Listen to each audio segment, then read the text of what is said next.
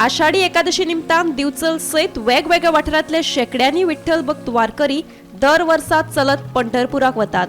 हे वारकरी वाटेत थारावीक सुवातींचेर विसवूय घेतात। म्हैसाळ गावात तर हे वारकरी एक रात रावतात।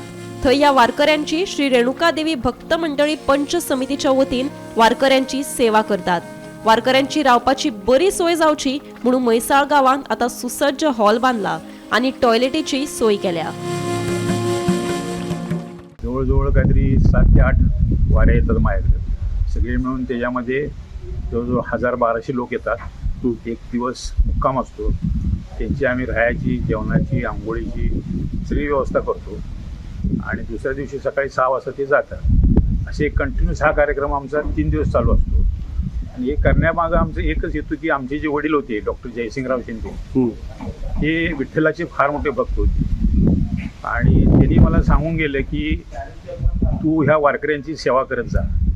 त्यांची सेवा केली म्हणजे आपल्याला त्यांचं 50% पुण्य मिळतं। तेव्हापासून त्यांनी जे सांगितले ते पथ्य आम्ही पाळतोय आणि ह्याच्यात सर्व करत असताना आमचं रेणुका देवी भक्त मंडळ म्हणून पंच कमिटी आहे। त्या पंच कमिटीत जवळजवळ 30 लोक आहेत माझ्याबरोबर। त्या सगळ्यांचं आम्हाला सहकार्य लागतं हे सगळं करण्याला, कारण हे काही एकट्याचं काम नाही आहे, सगळ्यांचं काम आहे।